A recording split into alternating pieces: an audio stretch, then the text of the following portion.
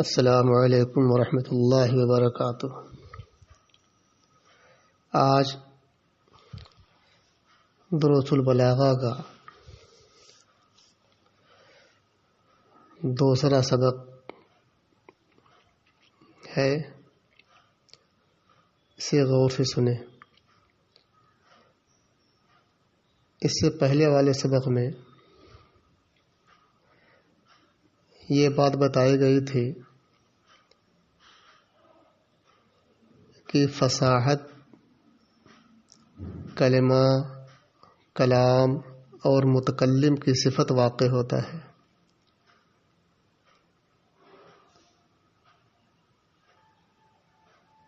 تو کلمہ کے تعلق سے آپ نے پڑھ لیا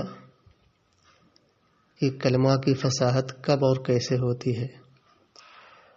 اب دوسرے نمبر پہ فصاحت کلام ہے۔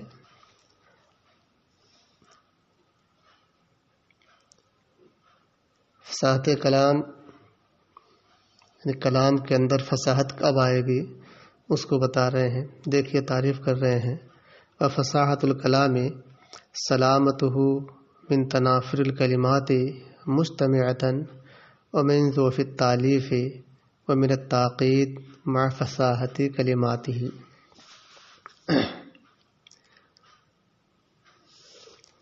یعنی اس کا مطلب یہ ہے کہ کلام میں اجتماعی کلمات سے جو تنافر پیدا ہوتا ہے اس سے کلام پاک اور صاف ہو اور ضعف تالیف سے اور تعقید سے بھی خالی ہو، تب جا کر، اور وہ بھی اس کے ساتھ ساتھ یہ بھی ہے کہ اس کے تمام کلمات فصیح بھی ہوں، تب جا کر کلام کے اندر فصاحت پیدا ہوگی۔ دیکھیے پھر سے اس کی تعریف، سلامتہ من تنافر کلمات مجتمعۃ، یعنی کلام کا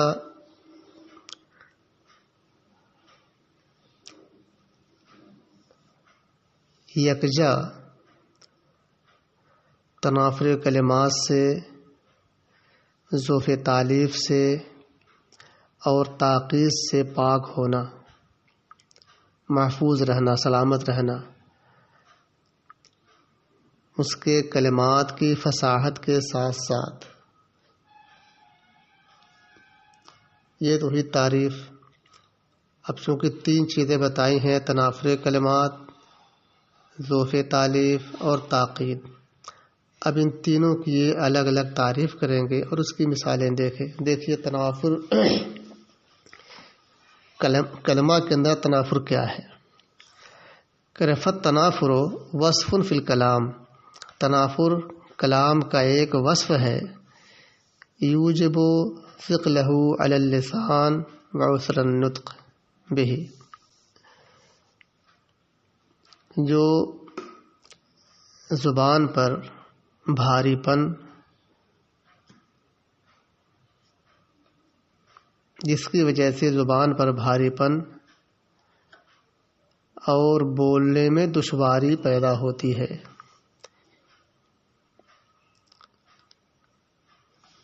یعنی ایسے الفاظ استعمال کیے جائیں جس کی وجہ سے بولنے میں دقت محسوس ہو، تو اس کو کہیں گے تنافر، یعنی تنافر کلمات، کلمے کے اندر یہ چیز ہو۔ یہ اس کے جتنے بھی کلمات ہیں وہ سب اگرچہ الگ الگ فصیح ہوں، لیکن اس کے باوجود بھی فصاحت کے ساتھ ساتھ بھی جب وہ یکجا ہو جاتے ہیں تو بولنے میں دقت ہوتی ہے، زبان پر بھاری پن محسوس ہوتا ہے، اس لیے اس کے اندر تنافر پا لیا جاتا ہے۔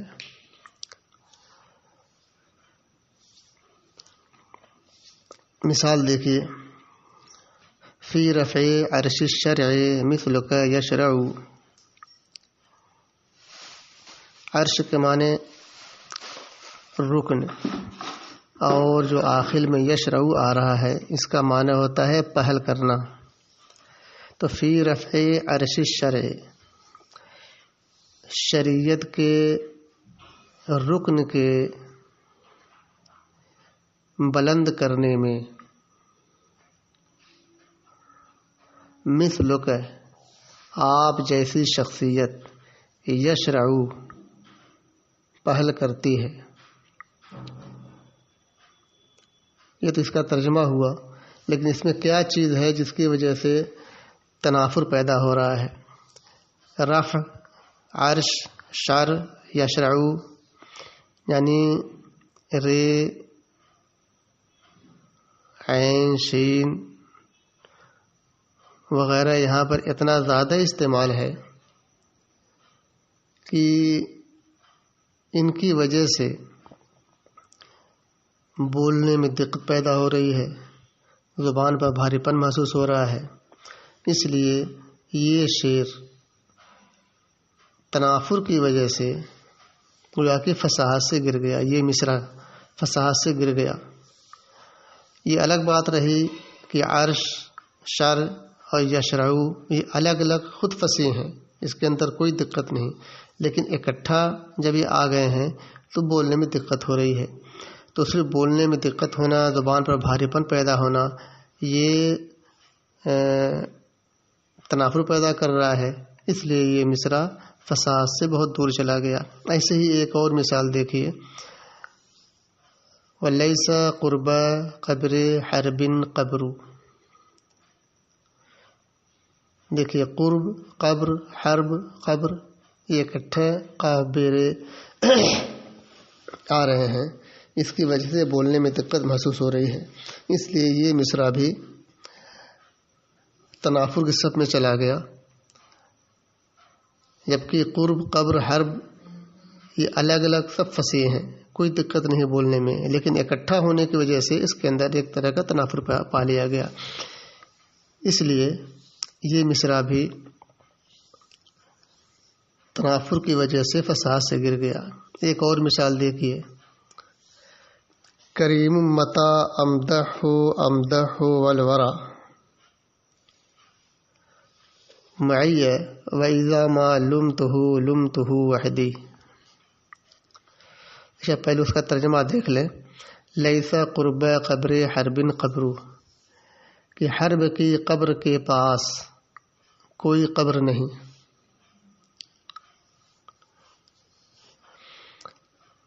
یہ مصرع ہے اس شعر کا کہ حرب ابن امیہ یہ اپنے ساتھیوں بھائیوں کے ساتھ کہیں جا رہا تھا، راستے میں ایک سبزہ زار دکھائی دیا، اس نے کہا بھائی یہاں تو کھیتی کے قابل زمین ہے، تو بھائی نے مشورہ دیا ٹھیک ہے یہ جو جھاڑی اڑی ہے یہ سب جلا دی جائے اور یہیں کھیتی کی جائے۔ جلا دیا، جلانے کے ساتھ یہ ہوا کہ اس کے اندر عجیب سی چیخ و پکار سنائی دی، اس میں سے سانپ نکل کر فضا میں اڑنے لگے۔ اس کے بعد یہ جنوں کی آبادی تھی، اس کے بعد ایک جن نے حرب کے پاس آ کر ایک زوردار آواز نکالی جس کی وجہ سے وہ مر گیا وہیں۔ اس کے بعد اسی جن نے یہ شعر کہا، قبر حرب بے مکان فقرو قفرو، قبر حرب بے مکان قفرو، لیس قرب قبر حرب قبر، یعنی حرب کی قبر ایسی جگہ پر ہے جو بے آب و گیا ہے،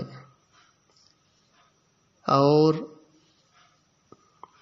حرب کی قبر کے پاس کوئی قبر نہیں۔ بہرحال اور دیکھیے تیسری مثال، کریم مدى امدح امدح والورا معي واذا ما لمته لمته وحدی۔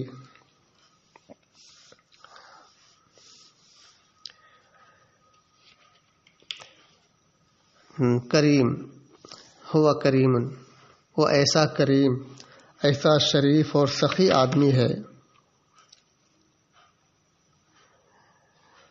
کہ متی امدح، جب میں اس کی تعریف کرتا ہوں، امدح والورا، تو میں تعریف کرتا ہوں اور مخلوق تعریف کرتی ہے،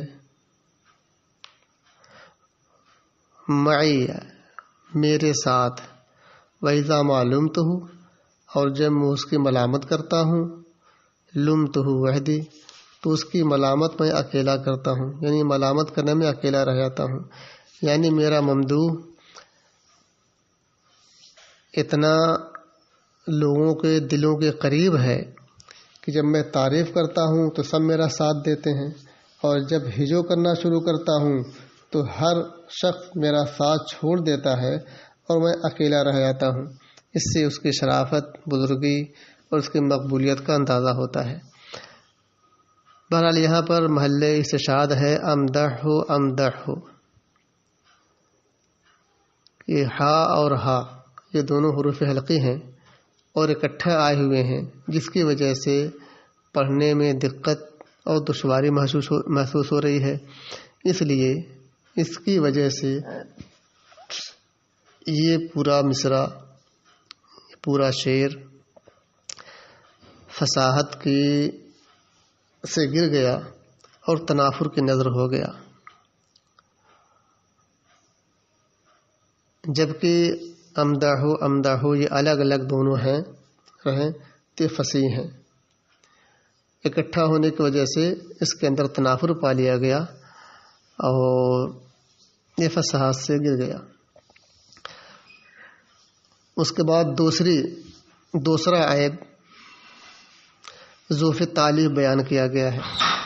اب اس کو دیکھیے، ظروف تعلیف کیا ہوتا ہے؟ کون الکلام غیر جار علی القانون النحوی المشہور کالازمار قبل الذکر لفظا و رتبۃ۔ ہاں، ظروف تعلیف کیا ہے؟ کلام کا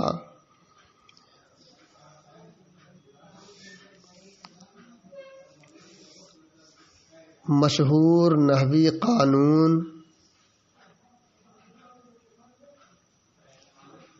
کے خلاف جاری ہونا، کلام کا ہونا غیر جارن القانون نحوی المشہور، مشہور نحوی قانون کے خلاف، یعنی جو نحو کا قانون ہے جس پر جمہور نحات کا عمل ہے، اس کے خلاف کوئی جملہ، کوئی ترکیب استعمال کی جائے تو اس کے اندر ظروف تعلیف پایا جائے گا۔ اب وہ جیسے اضمار قبل الذکر لفظاً اور رتبتاً،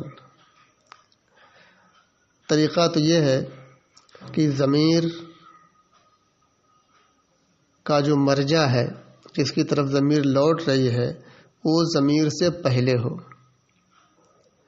اور اگر وہ ضمیر کے بعد آ گیا تو یہ قانون نحوی کے خلاف ہے۔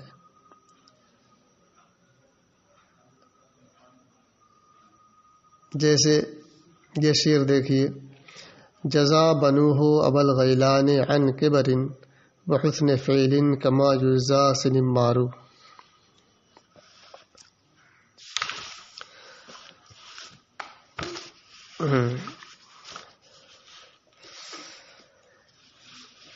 پہلے ترجمہ دیکھ لیجیے، جزا بنوہ ابا الغیلان عن کبر، جزا فعل اور بنوہ اس کا فاعل ہے، ابا الغیلان یہ اسم مفعول بہ ہے، بدلہ دیا، جزا بدلہ دیا، بنوہ اس کے بیٹوں نے ابو الغیلان کو عن کبرن بڑھاپے میں وحسن فعل اس کے اچھے برتاؤ کے باوجود کما یوزا سنمارو جیسا کہ سنمار کو بدلا دیا گیا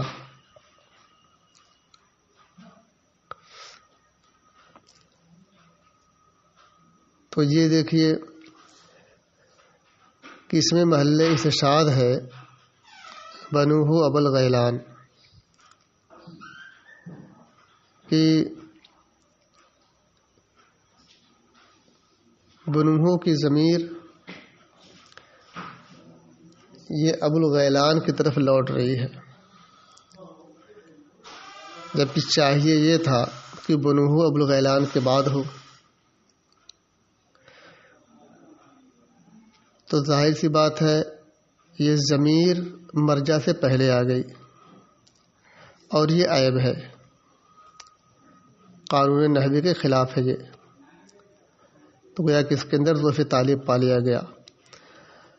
تو لفظاً اور رتبتاً دونوں ہو تب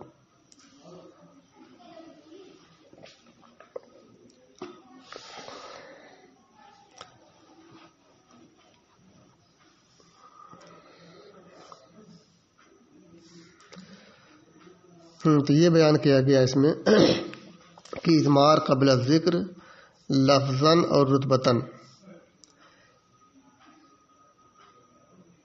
یعنی کسی اسم کو لفظاً یا رتبتاً ذکر کرنے سے قبل اس کی ضمیر لانا۔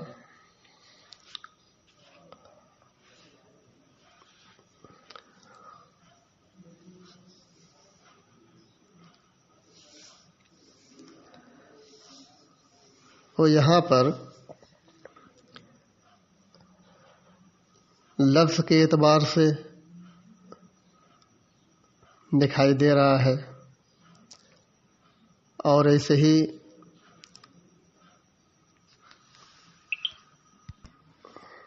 اس کو ذرا پھر سے دیکھیں۔ یہ بتایا گیا تھا کہ ظرف تعلیف میں یہ ہے کہ کلام کا مشہور نحوی قانون کے خلاف جاری ہونا، جیسے اضمار قبل الذکر لفظاً اور رتبتاً۔ تو چاہیے تو یہ تھا، قانون تو یہ ہے کہ پہلے مرجع ہو بعد میں اس کی ضمیر ہو، لیکن جو شعر مثال کے طور پر نیچے پیش کیا جا رہا ہے اس میں ضمیر پہلے آ گئی ہے اور مرجع بعد میں آیا ہے، اس لیے یہ شعر ظرف تعلیف کی زد میں آ گیا اور فصاحت سے گر گیا۔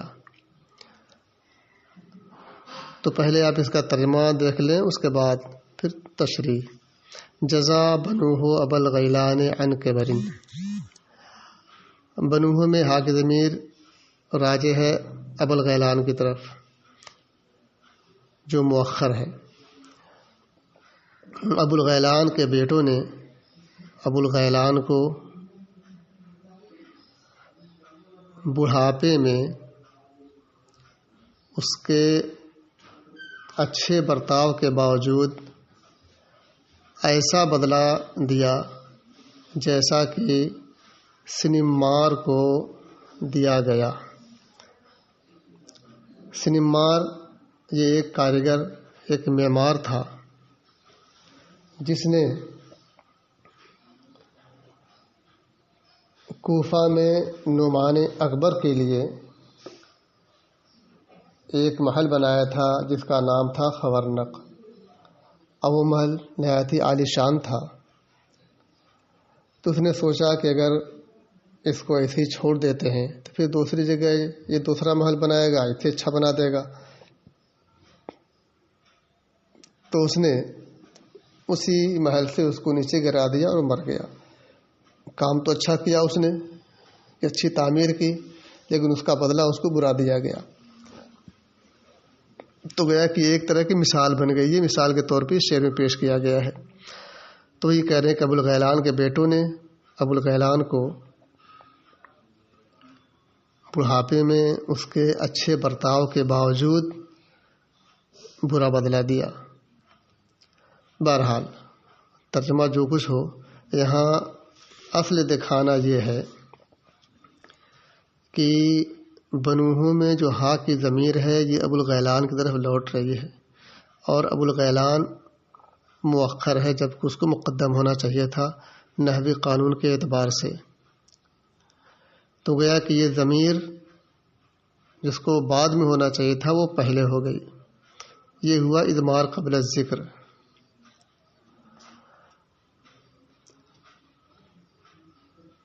اور یہ اضمار قبل الذکر لفظاً بھی ہو گئی اور رتبتاً بھی ہو گئی،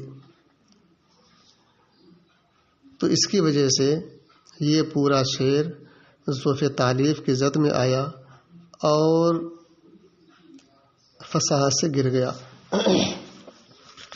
اب اس کے بعد دیکھیے تیسرا آیت تاقید ہے۔ والتاقید ان یکون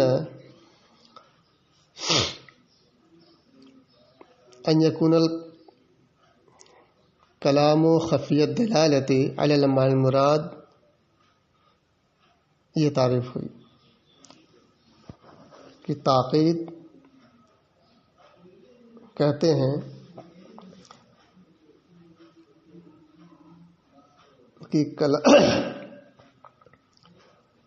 کلام ہو خفی الدلالت معنی مراد پر، یعنی کلام معنی مقصود پر خفی الدلالت ہو، یعنی مطلب کے ظاہر کرنے میں اس کے اندر پوشیدگی ہو، تو اس کو کہیں گے تاقید۔ اس کو سلیس طور پہ یہ کہہ لیں کہ ایسا کلام جو اپنا معنی ظاہر کرنے میں، اپنا معنی بتانے میں خوب واضح نہ ہو، تو اس کو کہتے ہیں تاقید۔ اب مسئلہ یہ رہا کہ یہ خفا، یہ پوشیدگی یا تو لفظ کے اعتبار سے ہوگی یا معنی کے اعتبار سے ہوگی۔ دونوں کی مثالیں یہ الگ الگ دے رہے ہیں۔ دیکھیے پہلے لفظ کی مثال،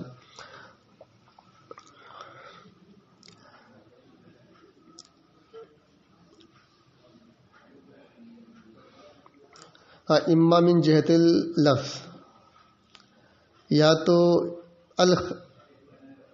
والخفاء اما من جہت اللفظ، اور یہ خفا اور پوشیدگی یا تو لفظ کی جہت سے ہوگی، اور لفظ کی جہت سے کیا ہوگی، یعنی الفاظ کے اندر تقدیم، تاخیر اور فصل ہوگی، یعنی دو لفظوں کو اکٹھا ہونا چاہیے تھا، دو کلموں کو اکٹھا ہونا چاہیے تھا، وہ الگ الگ ہو گئے۔ کسی کو مقدم ہونا چاہیے تھا، مؤخر ہو گیا، کسی کو مؤخر ہونا چاہیے تھا، مقدم ہو گیا۔ تو اس طرح کی چیزیں اس کے اندر پالی جائیں گی، تو یہ تاقید پیدا ہو جائے گی، اور اس کی وجہ سے وہ کلام فساد سے گر جائے گا۔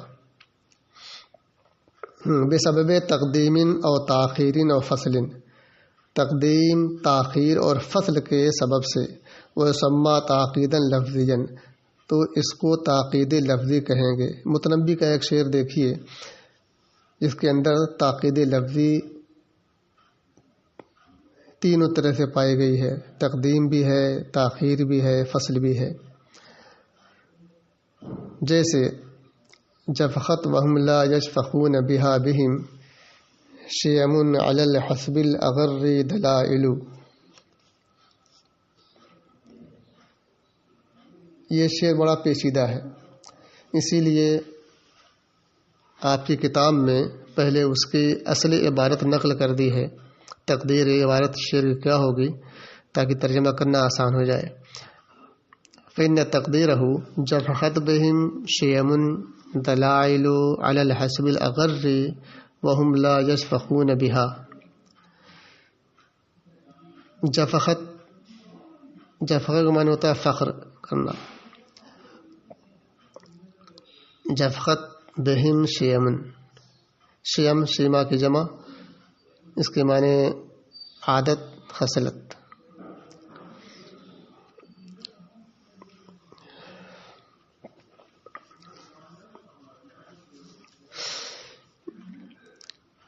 اور دلائل کے معنی ہوتا ہے رہنمائی کرنے والا.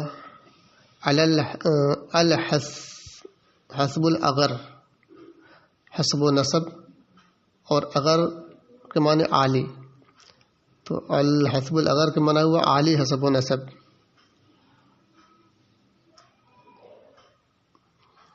تب ترجمہ دیکھیے، ممدوح کے خاندان والے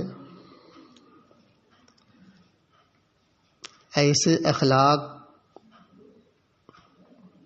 لیکن ترجمہ بھی نہیں ہے، تھوڑا سا تمہیدی کلمات سن لیجیے. ممدوح کے خاندان والے ایسے اخلاق سے آراستہ ہیں جو ان کے روشن ترین حسب پر دلیل ہیں. چنانچہ ان کے اخلاق نے ان کے ساتھ رہنے پر بڑائی محسوس کی.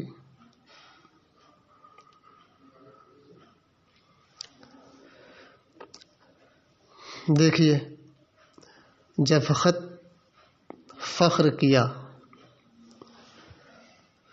عادتوں نے ان کے ساتھ جو رہنمائی کرنے والے ہیں عالی حسب و نسب پر، جب کہ وہ لوگ اس پر فخر نہیں کرتے. یہ ہے اس کا ترجمہ. اب یہاں پر دیکھنا کیا ہے، اس کے اندر عیب کہاں سے آ رہا ہے وہ دیکھیے.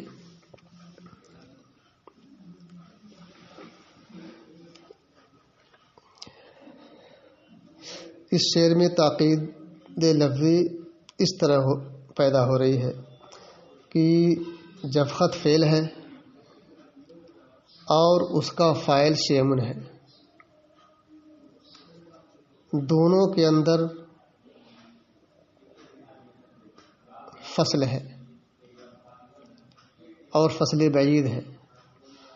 ظاہر سی بات ہے، جفقت بالکل مصر اول کے شروع میں اور شیمن مصر دوم کے شروع میں، بہت زیادہ فصل ہو گیا.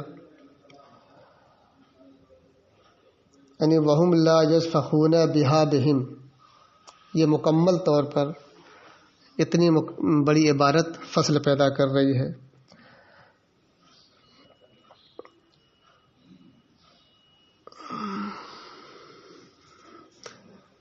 اس کے بعد بہم یہ جفقت کا متعلق ہے.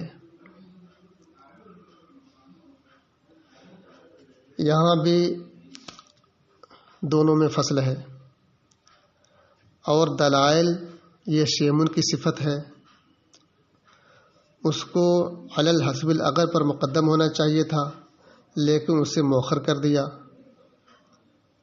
اس کے علاوہ ایک بات اور ہے کہ شیمن موصوف ہے اور دلائل صفت ہے، تو موصوف اور صفت کو اکٹھا ہونا چاہیے. اس کے اندر فصل پیدا ہو گئی. تو اس طرح سے اس شعر کے اندر تقدیم، تاخیر اور فصل، یہ ساری چیزیں پائی جا رہی ہیں جو یہاں پر نہیں ہونی چاہیے.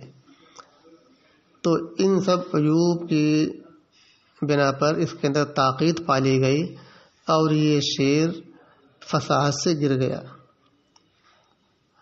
یہ رہا معاملہ تاکید لفظی کا. اب اس کے بعد معنوی دیکھیے، وَإِمَّا مِن جِهَةِ الْمَعْنَى، اور یا معنی کی جہت سے. تو معنی کی جہت سے کیا ہوتا ہے کہ بسبب استعمال مجازات و کنایات، کی مجازات اور کنایات کے استعمال کے سبب سے لا یفہم المراد بہا، کبھی کبھی اس کی مراد، اس کا مطلب سمجھ میں نہیں آتا، تو اس لیے تاکید پیدا ہو جاتی ہے، تو اس کو تاکید معنوی کہتے ہیں۔ جیسے نشر الملک السنتہ فی المدینہ، بادشاہ نے اپنی زبان شہر میں پھیلا دی، اور السنہ استعمال کیا، اس میں زبان پھیلا دی، اور اس سے مراد کیا لیا؟ جاسوس، جبکہ صحیح یہ ہے کہ ہونا چاہیے تھا نشر الملک عیونہ فی المدینہ، کہ بادشاہ نے اپنی آنکھ شہر میں پھیلا دی، تو نشر عیونہ کہہ کے جاسوس تو مراد لیا جا سکتا ہے کہ جاسوس پھیلا دیے، لیکن نشر السنتہ کہہ کے یہ نہیں مراد لیا سکتا، کہ یہ جو مجاز کی صورت اختیار کی ہے یہ درست نہیں ہے۔ ایک دوسری مثال دیکھیے کنایہ کی، ساطلبوا بعد الدار عنکم لتقربوا وتسکبوا عنایہ الدموع لتجمدا، یعنی عنقریب میں طلب کروں گا گھر کی دوری تم سے تاکہ تم قریب ہو جاؤ، وتسکبوا عنایہ الدموع، اور میری آنکھیں آنسو بہاتی رہتی ہیں، لتجمدا، تاکہ وہ جم جائے، یعنی میں تم سے گھر کی دوری طلب کروں گا، گھر کی دوری ہو جائے گی تو تم کو زیادہ یاد کروں گا، اور جب زیادہ یاد کروں گا تو تم ہمارے سے زیادہ قریب رہو گے، اور جو میری آنکھوں سے آنسو بہتے رہتے ہیں، اور جب قربت ہو جائے گی تو آنسو رک جائیں گے، اور مجھے ایک طرح کی خوشی محسوس ہوگی۔ اس شعر سے یہ کہنا چاہ رہا ہے شاعر، لیکن مسئلہ یہ ہے کہ جمود آنسو کا جم جانا یہ بخالت کی دلیل ہے،